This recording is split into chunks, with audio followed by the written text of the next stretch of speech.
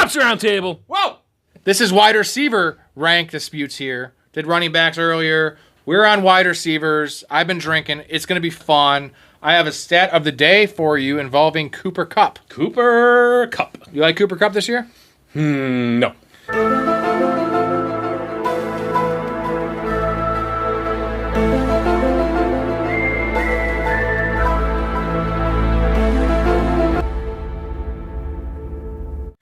All right, so here's Cooper Kupp's open ratings by year. So his open rating, 2021 through 2024. He was 13th overall, then 56th overall, then 72nd overall, and last year was 107. He went from 13th to 56th? And then to 107. Ugh. With a, Okay, now. Dig in.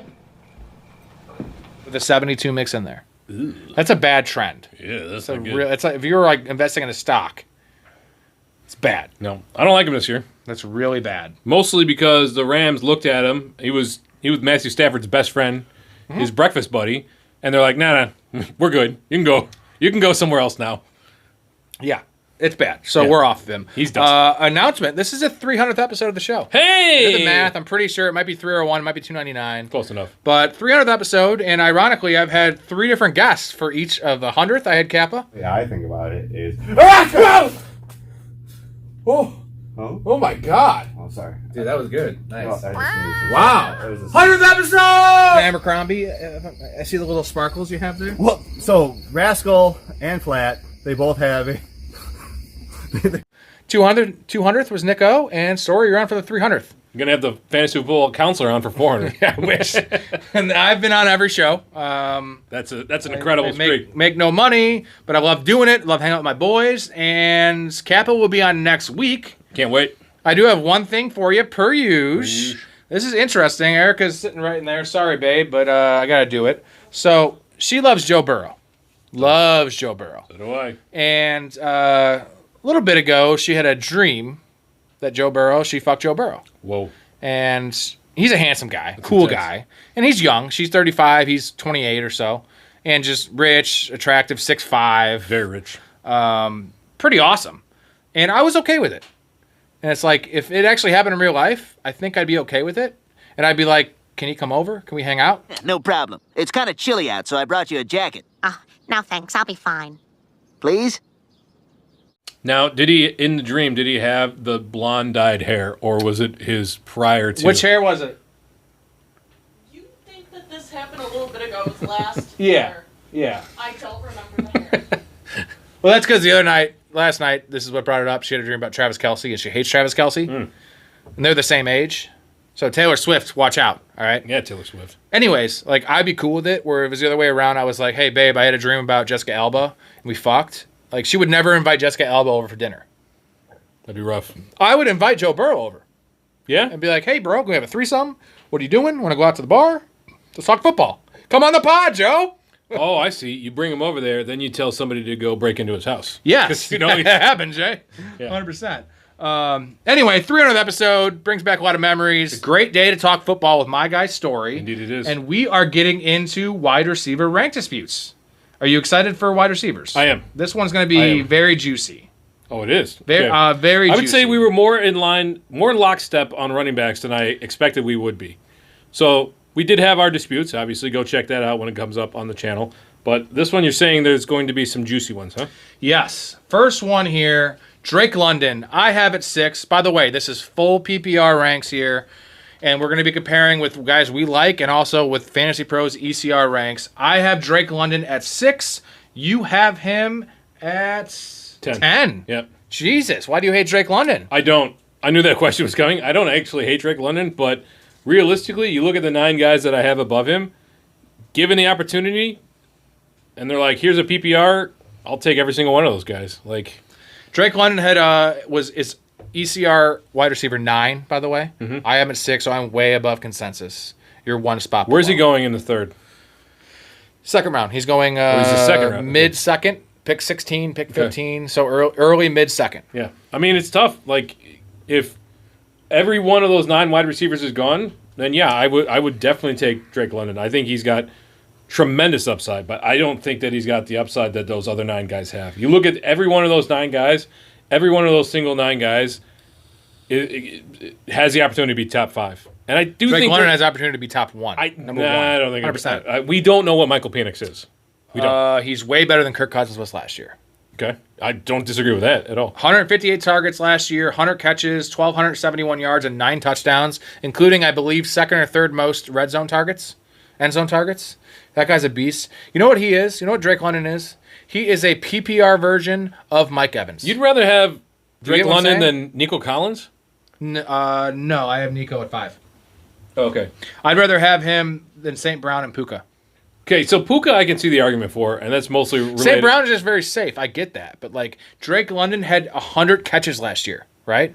Now, St. Brown might get you 115, but the end zone targets, and like I said, he is a PPR version of Mike Evans. And now he has a guy that actually throw the ball downfield, right? If you watch the games, Drake London's a monster if you of a man. watch the games with Penix last year when he How came tall in, is he? Drake London. 6'4".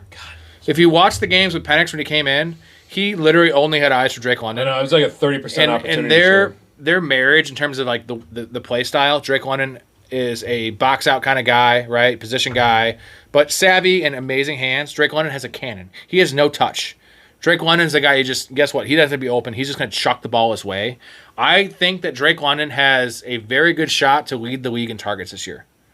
Jamar Chase is close. He's obviously the favorite, but there's Tee Higgins there. I mean, there's no one else there. I honestly think that CeeDee Lamb's going to lead the league in targets this year. George Pickens is there, though. Yeah, but I know that George Pickens is going to have a good season, but Dak loves him some CeeDee Lamb, and CeeDee Lamb is just an absolute stud of a man. What's your guess for Drake London targets? He had 158 last year. Yeah, I'm saying 170. I think 170. I think 158 seems about 160 seems about That's right. very high. 150, 160. That's very high. Targets, like, yeah. I mean, what was his catch rate on those targets? He had 100 catches. So that's 158. not great, right? That's under 70%. He had Kirk Cousins.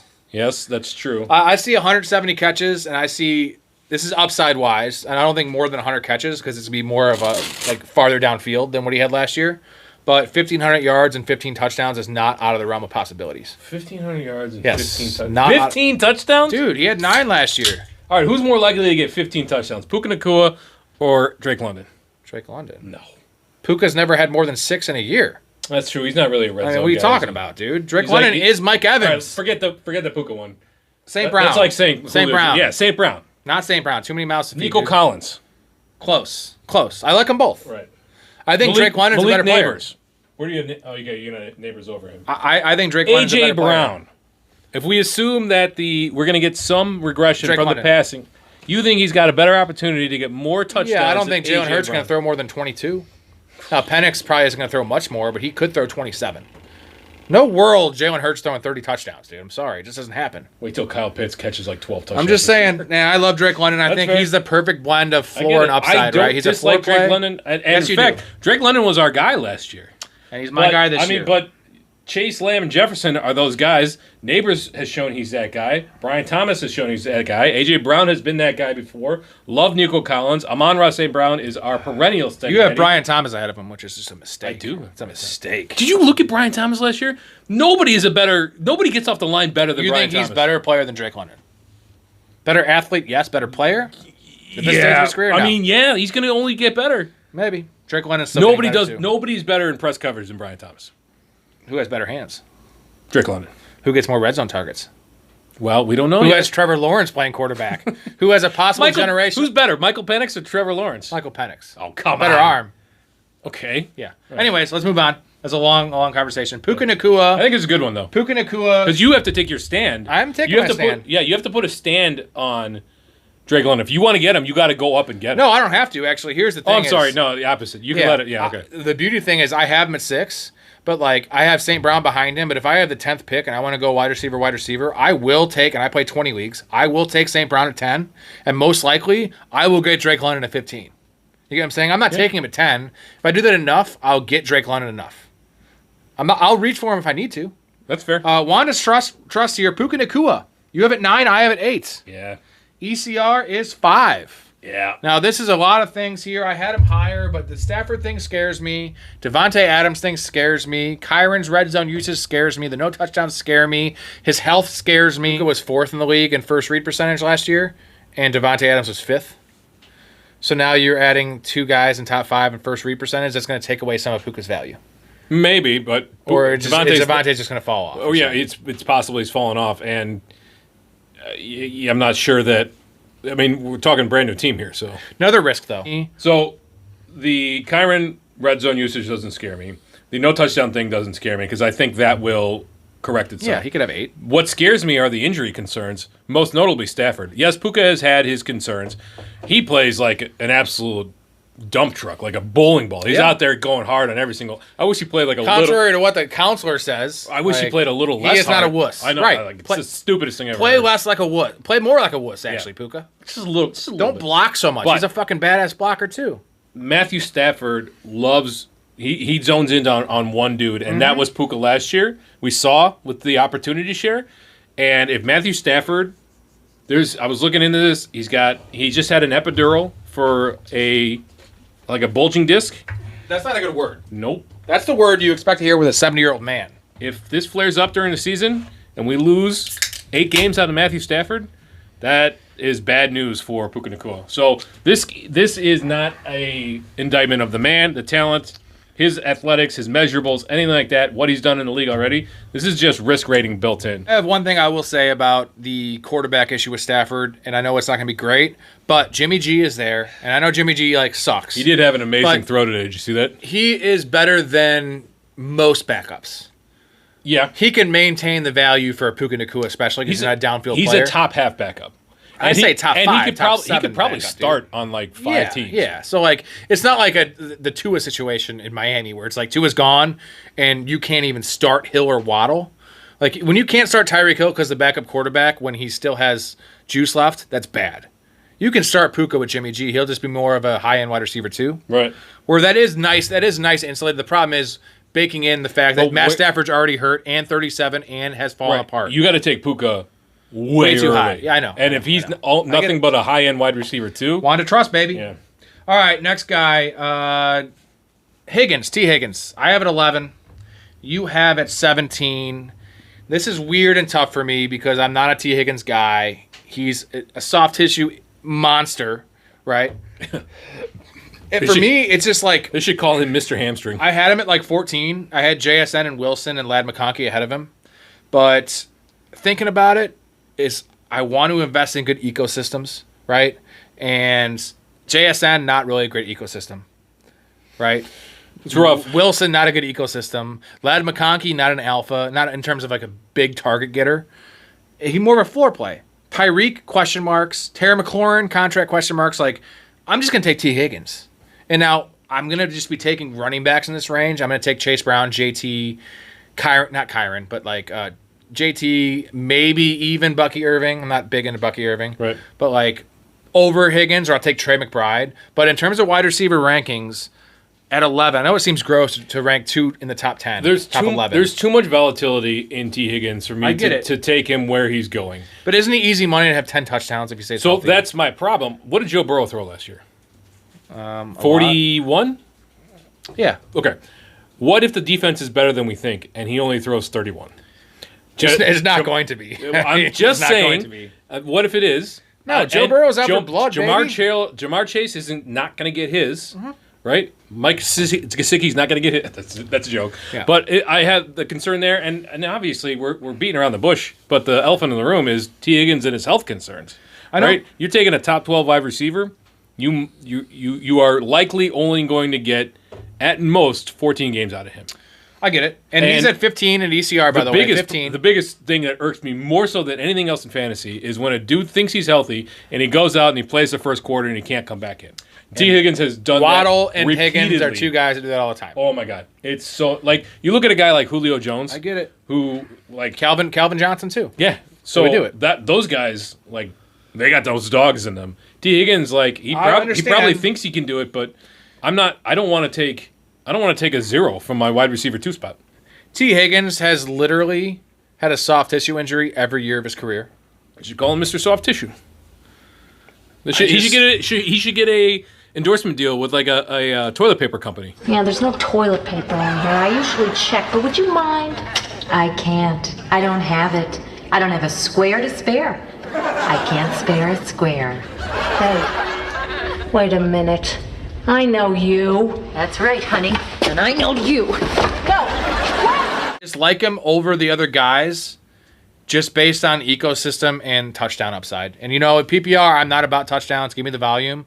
But he's a good player in a great situation, single coverage. I mean, I'll take both Ladd and Jackson Smith and Jigba because of the PPR. I get it. I know. I'm a Garrett Wilson guy. If this was standard, I'd have Tee Higgins higher. Trust me, I'm a Garrett Wilson guy. So it pains me. It's like Garrett Wilson. Okay, injury. Tee Higgins has upside if Jamar Chase gets hurt, but we're not talking about that. Right.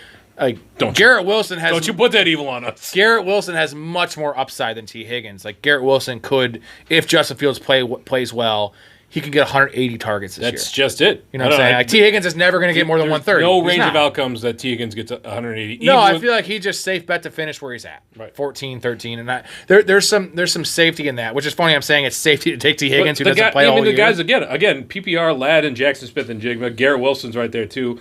I love Mike Evans. I know. And Tyreek is that's... Trust me, upside. I don't like this ranking, dude. I don't. But it's just like, when push comes to shove, I feel like it's solid to have a guy that's going to have... So you would take Higgins over Garrett Wilson? I don't know. I haven't done it yet. These are my rankings. I don't know. I don't always draft on my rankings, but that's just the way I have it. Okay. And we'll see when it comes down to it, I'm taking Trey McBride and taking Chase Brown. If that's the right answer. Fair. But okay. This is a wide receiver show. And they're all in the same tier. He is the top of the tier, right? Because I have Brian Thomas, the bottom of the second tier, or possibly third tier, and Higgins is the start of the fourth tier or start of the third tier. Yep. And then they're like from Higgins to Marvin Harrison or Devontae Adams, they're all the same. That's the problem. They're all the same. Like I could make an argument for any one of those guys, Terry McLaurin, Mike Evans, Tyreek Hill, for being ahead of him. But I can also make the same argument for them being way below. They all have risk. Yep. Right? Yeah, they all do. And his floor, minus the nagging injuries, is really good. Like, it is really good. He's going to have to catch a lot of touchdowns. He's going to have monster games. I'm willing to miss out on the Tee Higgins explosion year this year and reevaluate next year. I get it. Next guy, Devante Smith. Devante Smith in his 150-pound frame. He has supermodel legs. We both say that he has... We were talking earlier.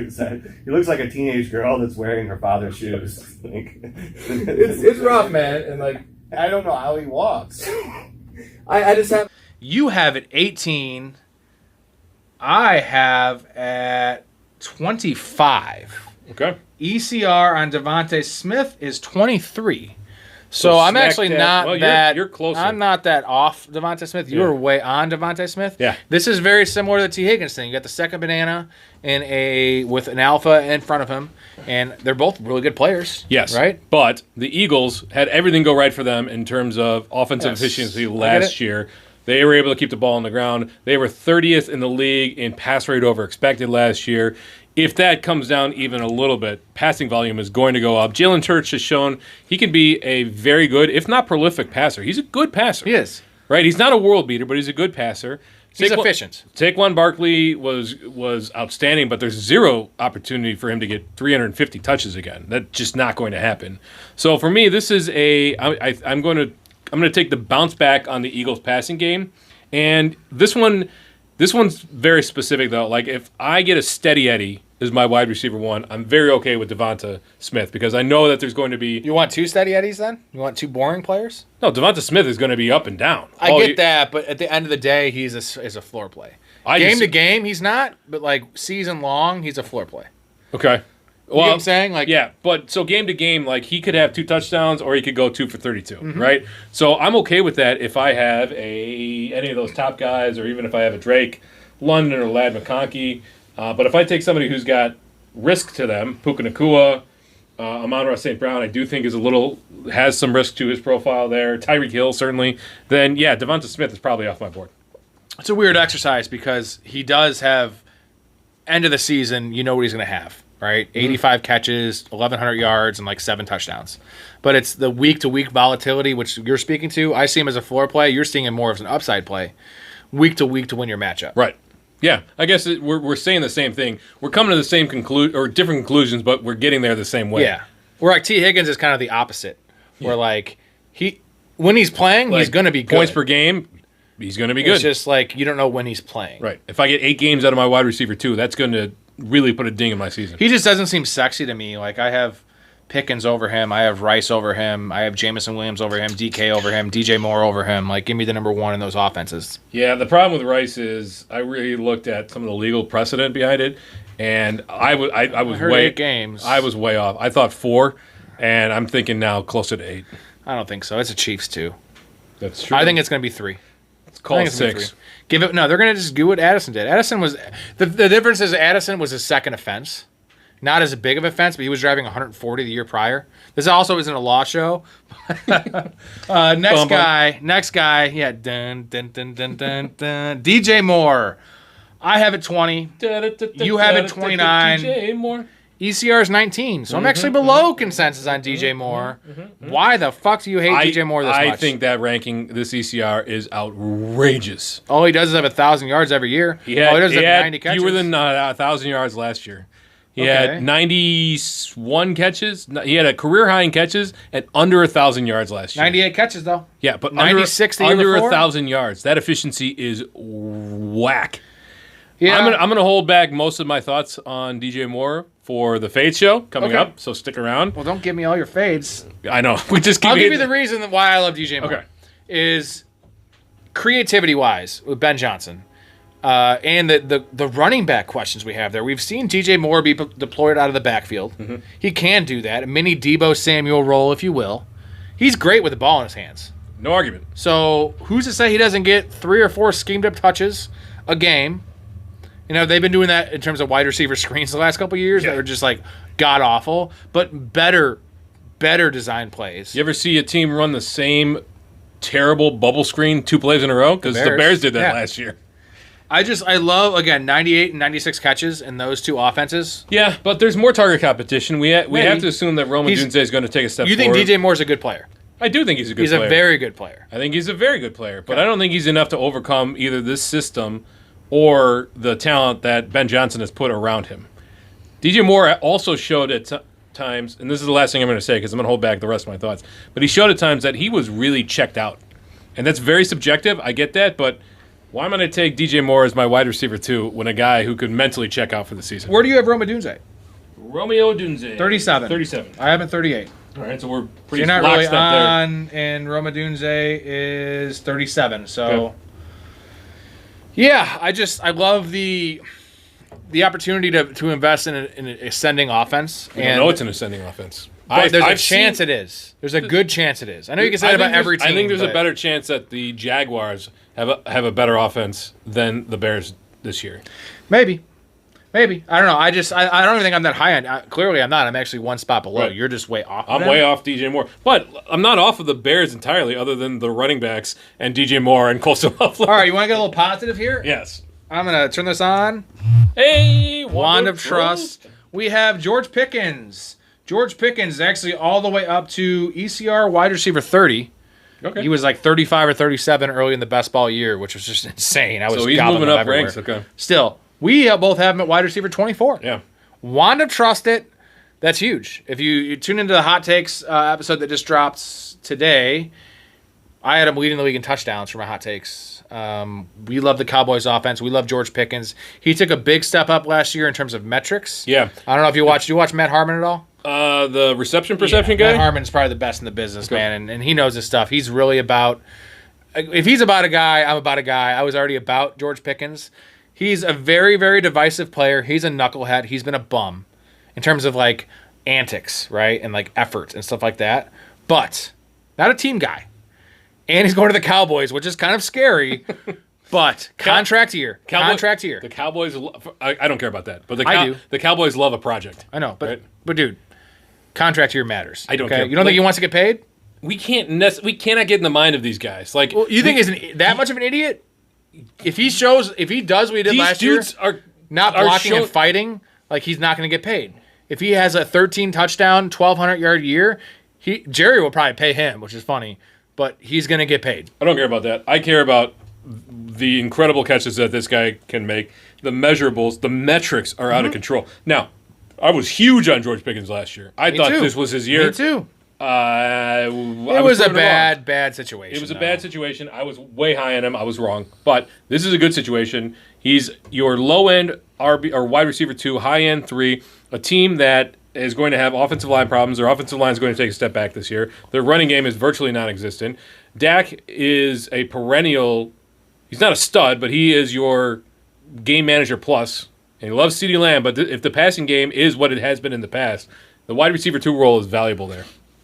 George Pickens will probably run 100 to 120 more routes this year than he ever has before with the Steelers. And I was listening to up there. I was watching a Colin Cowherd podcast, and I'm not a big Cowherd fan. He's kind of annoying. He talks like that. But he had a beat writer on from Dallas, and this guy was not really rose-colored glasses with a lot of stuff, which I like. So I took what he said more at face value. And he was just saying how happy George Pickens was, just the fact he has Dak and it's not in the Steelers. Nothing against Mike Tomlin. That's more of like he's a player's coach, but it's also kind of a boot camp mentality where like now he's happy. He's got a quarterback. He's got CeeDee Lamb next to him. And I took that and it made sense to me. It's George Pickens for me is about motivation. The talent's it's not questionable. Situation, motivation, not talent. He's always had talent. Now, situation's great. Seems like his motivation should be great. I know you don't like the contract year thing, but that's a thing. A lot of pluses there. And he's a perfect compliment to CeeDee Lamb. Yeah. It's unreal. So 24, I love it. It's not a 1B situation, but it's an outstanding 2 situation. It is. Next one, this is similar to my Tee Higgins rank. I don't know what it is, but you have Cortland Sutton at 25. ECR for Cortland Sutton is 22. I have Cortland Sutton at 31. Okay. Now, I don't know why I have him here. The guys I have ahead of him are Hunter, Olave, Flowers, Worthy, Ridley, Smith, Pickens. Flowers? I get it that you don't think the offense of Denver is going to be very good. Yes, I would. But I would rather have Flowers. Flowers is Mr. Disappearing Act. Can be. Cortland Sutton's like your steady Eddie guy. Rashad Bateman also had like 8 touchdowns last year, which isn't going to happen again. No. And Zay Flowers is a very good player. Like elite player. I love Zay Flowers, but that offense. I don't know why we're talking about Zay Flowers, but it's because I'd rather have him over Cortland Sutton. Sutton. Lockstep. Why? It just seems like I don't know. Maybe who else are they going to throw to there? Well, they have a rotating cast of bums. Yeah, and I believe in that defense a lot. I don't believe in Bo Nix this year for fantasy. I mean, they still have to score points. I understand that, and I think it goes back to a game I saw last year. I told my wife to start Cortland Sutton because I was actually drafting Cortland Sutton a decent amount last year, and you laughed at it because you thought he was bad. I said he's going to score 10 touchdowns, and I think he did. I was wrong. And he had a 0-target game, and it was against the Saints, like week 8, I believe. Monday night game or Thursday night game, and he had 0 targets. They beat the fucking shit out of him because that was when the Saints really fell apart, and they didn't throw much, but like he legitimately had a 0-target game, and that's very concerning because no great player ever has a 0-target game. Not 0 catches. Right. 0 targets. And then after that is when he really took off, right? I mean, the year before I saw Jamar Chase have a 1-target game. Not once. 0. I get it, but like every wide receiver is going to have a bad week. I guess I need to raise my rank here, but it's like who do I want to put him above? Travis Hunter? No, I don't think so, dude. Chris Olave? We love Olave. I'm not putting him ahead of Olave. Zay Flowers, like I said, no. I'm going to bank on Baltimore's offense and that player. You wouldn't put him again over Travis? That's probably the one I would. I'm like right there. I get it. And I probably would draft him ahead of Travis Hunter. It's tough to say. Yeah. Depends on the team. Calvin Ridley, I mean, I guess they're both similar as the one in that offense, and that's a better offense. But I feel like they're going to have to throw the ball a lot. Maybe. And I like Calvin Ridley, the player. Yeah, but I mean, think about how you have Ridley. Who do you have? Ridley? I have Ridley below. Yeah, you do. Cortland Sutton. Cortland Sutton is going to probably again catch double-digit touchdowns, whereas Calvin Ridley maybe probably double-digit 6 touchdown upside. I know. It's I'm kind of all over the map here, and that's just the way it shook out in my ranks. And looking at it, I'm like trying to think, and I think Ridley, Worthy, and Hunter are the guys I can move them ahead. But Hunter, I see a lead upside. Worthy, I see a lead upside because I think Mahomes is going to get back to Patrick Mahomes we know. And Ridley, I just feel like he's in line for 150 targets. And you could say the same about Cortland Sutton. I just don't think so. Yeah, I mean, I don't think Cortland Sutton's got 150. I think it's strictly touchdowns, right, and being the number 1. Right. So it's tough, man. They refuse to put Marvin Mims on the field. So until Marvin Mims gets 70% of the snaps, I keep Sutton where he is. Okay, maybe I'll move him up a couple slots. He won't get higher than 28 though, which is still gonna be. I'm still not gonna get him. Next guy, Jayden Reed. You have it 33. Yeah. I have it 42. ECR on Jayden Reed is. I'm guessing you're closer. 46. Oh. Okay. So, and I love Jayden Reed. I hated him when he came out, but he has proved to me the issue with him is usage, right? Can he play? Can he get on the field more than 65% of the time? Yep. And I don't know if he will. But and again, another Matt Harmon guy loves Jayden Reed. He does win downfield. He's not just a gadget player. He had some drops last year, but it's not like Dantavian Wicks. Like this guy has good hands. There was more concentration. Big drops. uptick in efficiency last year. Dude, Which he only scores touchdowns. and too. his usage, he gets the DJ Moore his things I was talking usage about. ticked up when Jordan Love was healthy near the end of the season as well. So I think the Green Bay would be foolish not to get Jayden Reed on the field. And as far as I'm concerned, the Dontavian Wicks experiment is over. The Romeo Dubs thing, the dude can't catch, right? I don't believe in Matthew Golden. So what else do you have there? Jayden Reed, I feel they're going to throw the ball more than they did last year. I think that's inevitable. And we've seen Matt LaFleur. They tended towards running last year, but I think a lot of that was because of the Jordan Love injury. So for me, I'm willing to take a chance on an upside player that actually, I know he doesn't play in as many. He hasn't.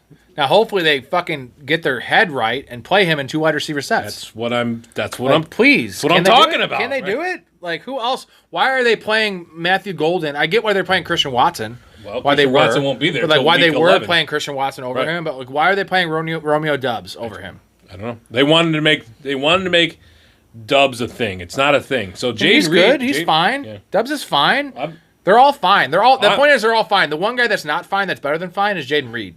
Yeah, I'm willing to take Jayden Reed as a low end RB or wide receiver 3. Because he is a boom bust kind of guy. Yeah, again. At least he has been. But I think there's a world where he ends up being a Devante Smith level end of season. I mean, his end of season numbers are good, but he should be a week to week producer because they should they do manufacture touches, but if you mix the manufactured touches that he's going to get with the dynamic playmaker he is and maybe 10% more snaps, which would put him to what, 78%, 80%? If he keeps the same efficiency rate he had last year and he gets an additional 10% of the snaps, you're looking at a guy that's easily going to creep into high-end wide receiver range. Yeah, top 30. Wide receiver 3 range. Next guy, Jerry Jeudy. I have it 34. You have it 42. ECR has at, we're at 33. Ooh, okay. So I'm 1 spot below. You are 10 spots below. 9 spots below. I was always a Jeudy guy. I don't think his film is great. He benefited greatly from the Jameis Winston experience last year. He did. And he's a guy that's been miscast forever because Jerry Jeudy could not beat zone. He is one of the worst. He's DK Metcalf level bad against zone. And he's not really a slot guy. You think he would be, but he's more of just a man beater. And he is athletic. He's fast. He's a gazelle. I just see mass target upside here. And I'm a Cedric Tillman guy. Like I like Cedric Tillman at ADP much more than I like Jerry Jeudy at ADP. That's why I have Jeudy right where he's ranked. I think the Browns are going to be better than we think this year. Not record-wise, mind you. They're going to be bad. They're going to win 2 games. They're going to be competitive, right? They're going to lose games 34-27. They're not going to be competitive. Yeah, no, not record-wise. They're going to be competitive. Joe Flacco, as long as Joe Flacco's starting. We have no idea. They're okay. Look at Judy's numbers outside of that small sample he had with James he was like Winston. Wide receiver 52. And then compare that with what he had when Cedric Tillman was on the field. I know. And I'm not buying into a 5th-year breakout for a wide receiver that got him. Nice. Good job. That did very, very little in his first 4 years in the league. I get it. I just feel like a rotating carousel at quarterback. If Jerry Jeudy stays healthy all year, how many targets do you think he's getting? 130? No. Dude. 110 maybe? Really? Yeah. Who's getting targets there? I think they're going to keep the ball on the ground. I think they're going to hide these they're not going to be able to as much as possible. Okay, I see 130. Okay. So that's 80 catches. It's 80 catches, dude. It's 80 catches. David Njoku. The Don't question forget, is, you got and Cedric Tillman, and I a love PPR Samson. like monster in David Njoku. The question is, how many games is he going to play? Because will they shut him down? Right? Will he get hurt? Because he's a soft tissue pussy. Can't talk. I just feel like he's a floor play, and if you wait, like you could do worse than a guy you know is going to get 7 targets a game. That's all I'm saying. Potentially. I mean, seemingly. Seemingly, yeah. He is. And your rank is way too low. I'm more than okay missing out on Jerry Jeudy this year. But I see the guys you have ahead of him. I see Jerry Jeudy being And I drafted understand high, that. and I see him hitting waiver wires by week 4. I don't feel like I'm drafting him that high. I know, like, I have Diggs ranked after him, and it's like I should probably take Diggs. But I'd love Diggs over him. But it depends on the build, because, like, Diggs is going to have some early season questions. Health. Yep, maybe. Role in the offense. Like, Jerry Judy's going to be on the field, playing a lot. I like guys that get targets. And I guarantee, I don't know what he's going to do with them. I'm telling you, Jerry Jeudy is going to average 7 targets a game. We should really break down his targets per game with and without Jameis Winston. I get it. Because I think that speaks better. I know. The more predictive. I mean, he had a 4-game stretch that just was unreal. But we've seen it before, where you small sample size, it. like anybody can have an amazing stretch and then fall off. Again, he's still a decent player. 5th-year breakout. How often is that? That's not a. He doesn't have to break out. 34, dude. 33. It's not a profile I'm willing to invest in. You just don't see any upside there. No, based on the offense, and I get that. He's a floor play, dude. Xavier Worthy has tremendous upside, I think, versus and Jerry Xavier Jeudy. Worthy's going wide receiver 20. So 28. Sorry, ECR 28. Oh, okay. I was going to say, wow, that's still pretty high though. Yeah, I mean, I got a 34, but all right, next guy. This is actually a funny one. Jordan Addison. So I have Jordan Addison 40. You have Jordan Addison 45. ECR 41, and you love Jordan Addison. Actually, I'm right on consensus. It's 40. You love Jordan Addison. Yeah. You don't get Jordan Addison for 3 games, 4 games, 3 games, 3. Okay. You knew this coming in. Yeah. We all knew this. It was, I mean, speculation, but yeah. So what are you doing? You don't like him anymore. I mean, now that is solidified, I'm not keeping a dead roster spot for 3 games. I've had enough of this suspension nonsense. Like, if a guy can't produce for me, if he's not on the field, if there's not an injury, an IR spot on my roster that I can stick an injured guy in that I know is going to come back healthy, like I'm done with the speculation on guys coming back. Suspension, he's going to have to be away from the team. We don't know what his conditioning looks like. I mean, you have concerns about J.J. McCarthy being as good as people think he can be. But if you say he's such a stud, and you've said this multiple times, then the 3 games shouldn't matter where you're getting him at. You're getting him as a bench receiver in a lot of leagues. I mean, yes. But, again, you're not going to be getting him at all. I think you got to get off to a really good start. And I'm all about that, too. I don't want to carry a guy that's going to... I could have a Ray Davis in there. I can have an Isaac Guerrero in there. I can have a Tajay Spears in that spot. I'd rather... You're music to my ears. I'm not an Addison guy. That's what I'm saying. I don't think Addison's that good. I think his touchdown numbers are way higher than they should be. It's nice playing next to Justin Jefferson. I'm not a McCarthy guy. I think the Vikings have question marks. I think their defense is really good. Like, I just don't think it's going to be what it was. But I still am going to honor the guy that has performed on the field. It's a roster construction thing for me. I know. Like, I don't want to carry a dead spot there. And let's say he comes back and he's slow to get started. He's slow to ramp up. Well, you're not going to start him in week 4, right? Because you don't know what he's going to look like on the field. He's slow to get started. All right, so we're not going to start him in week 5. Then I think they got a bye in week 6 or week 7. I think they're going to London in there. We know what London games are like. They're always wonky. Then they got a bye. Are you telling me that there's a possibility I'm not starting till week 8, Jordan Addison?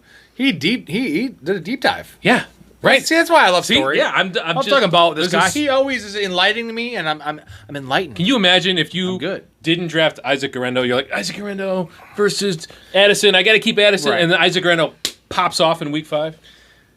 Yeah, it's more almost Jordan Mason range is where you're talking for running backs. Well, okay. You know what I'm saying? I mean, even higher than Garrett You could Randall. potentially flex Jordan Mason, too.